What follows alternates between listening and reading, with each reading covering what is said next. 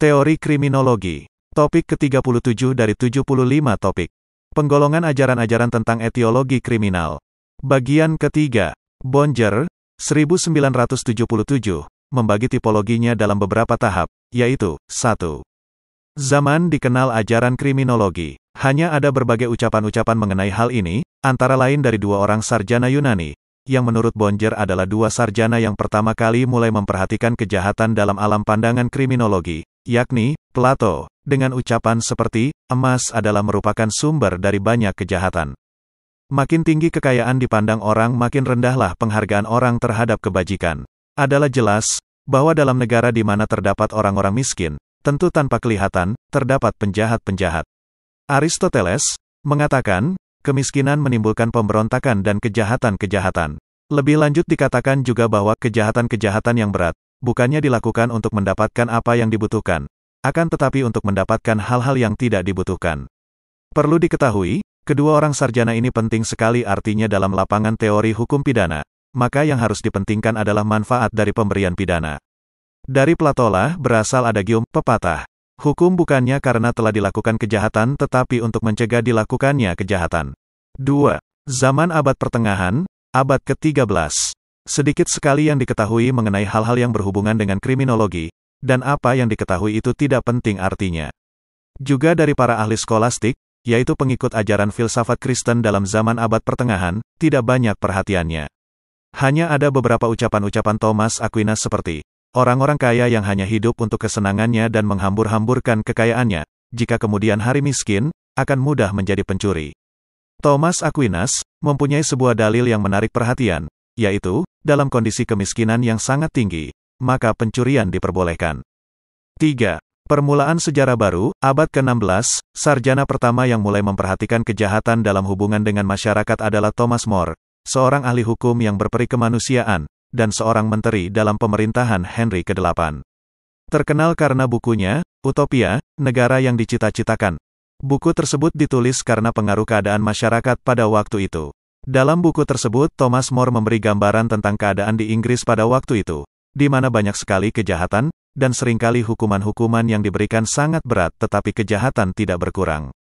Pada abad tersebut, dan pada abad-abad sebelumnya, selain yang terjadi adalah ketidakadilan secara hukum dan kesenjangan ekonomi yang demikian memprihatinkan, juga vonis hukuman yang sangat tidak manusiawi dan biadab hingga Thomas More menulis buku tersebut. Menurut Thomas More, kejahatan tidak dapat diberantas dengan hukuman berat, akan tetapi perlu diselidiki apa yang menyebabkan kejahatan tersebut. Dan bila telah diketemukan sebab-sebab tadi, maka dilakukan usaha untuk meniadakan sebab-sebab tadi. Menurut Thomas More, kejahatan akan menghilang apabila orang dipenuhi kebutuhan-kebutuhannya. More juga mengkritik sistem pidana pada waktu itu yang terlalu berat, seperti hukuman mati untuk pencurian. 4. Sebelum Revolusi Perancis, abad ke-18.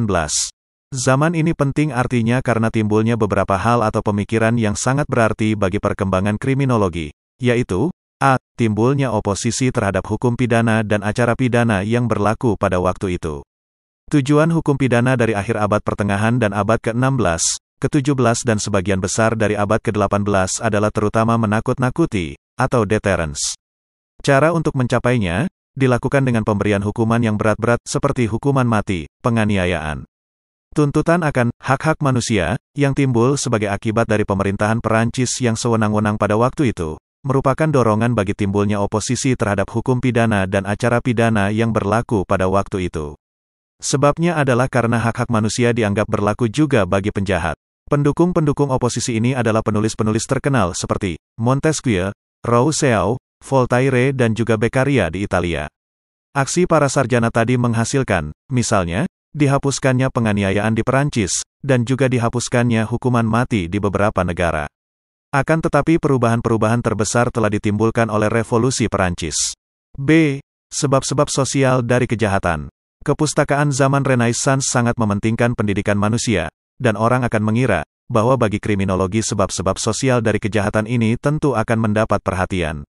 Tetapi tidak demikian halnya, sebab pada waktu itu sosiologi pada umumnya belum berkembang, dan statistik kriminal belum dikenal. Akan tetapi sudah mulai timbul pemikiran untuk mencari hubungan antara kejahatan dengan lingkungan sosial. Pada umumnya orang menganggap kesengsaraan sebagai sumber kejahatan, yang antara lain, ditimbulkan oleh adanya privat agendom, atau hak milik. Cara untuk memberantas dan mencegah kejahatan adalah dengan membentuk pemerintahan negara yang baik dan penghapusan hak milik. Pada masa ini G sudah mulai memikirkan usaha pencegahan kejahatan, dan perhatian tidak lagi hanya dipusatkan kepada penghukuman kejahatan. Tetapi belum diadakan pemikiran ke arah kriminologi yang bersifat ilmiah, hanya saja banyak dibuat sayembara-sayembara mengenai cara-cara pencegahan kejahatan-kejahatan tertentu yang dianggap sedang berkecamuk pada waktu itu. C. Sebab-sebab antropologis dari kejahatan. Pemikiran ke arah ini timbul dari para dokter. Pelopor dari aliran sebab kejahatan yang bersifat medis antropologis ini adalah seorang dokter Perancis bernama J.C. de Lamettrie. Kejahatan dianggapnya sebagai ditimbulkan oleh fungsi-fungsi psikis yang bersumber pada otak.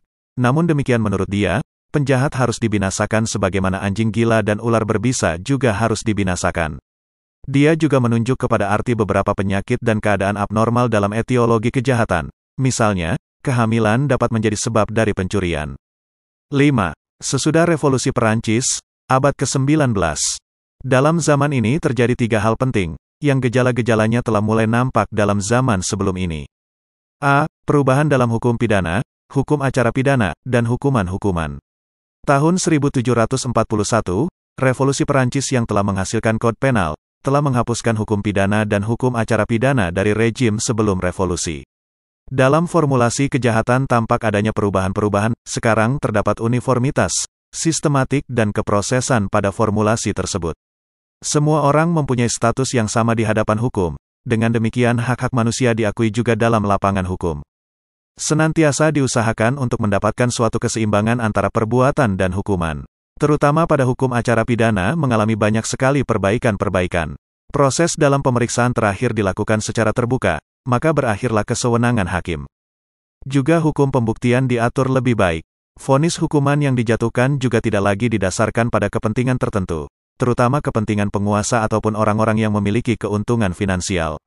Perubahan-perubahan tersebut, atau lebih tepatnya perombakan-perombakan ini kemudian meluas ke lain-lain negara, mula-mula di negara-negara yang berada di bawah kekuasaan Perancis, ke negara-negara Eropa, mengilhami demokrasi terutama dalam konteks politik, hukum dan keadilan di negara baru yaitu Amerika Serikat, kemudian hingga sekarang menyebar ke negara lainnya.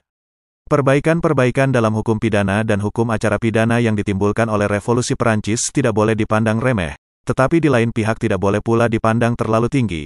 Memang kesewenangan telah berakhir, dan kemanusiaan yang masih abstrak sifatnya dihormati. Akan tetapi belum tampak peri kemanusiaan secara konkret. Hukuman masih tetap berat dan keras, dan segi manusianya pada si penjahat tidak dilihat. Perbaikan-perbaikan pada umumnya bersifat yuridis, formal, sedangkan isinya tidak banyak mengalami perbaikan. Sesudah tahun 1830 keadaan berubah lagi, hukuman menjadi lebih ringan dan keadaan penjara diperbaiki.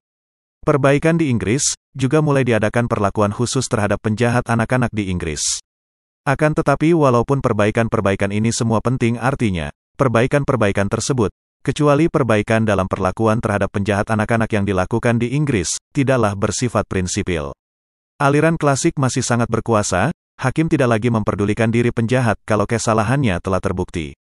Sejak tahun 1870 mulai nampak perubahan-perubahan, juga pada hal-hal yang bersifat prinsipil. B. Sebab-sebab sosial dari kejahatan. Kerajaan Perancis tidak menyukai penganutan ilmu pengetahuan sosial, karena Napoleon memandangnya sangat rendah. Demikian pula keadaan di Inggris, walaupun sebetulnya bertambahnya kejahatan sebagai akibat perkembangan industri bisa mendorong orang untuk mencari sebab-sebab kejahatan dalam konteks sosial. Sebaliknya, pemecahannya dilakukan dengan jalan memberikan hukuman yang lebih keras.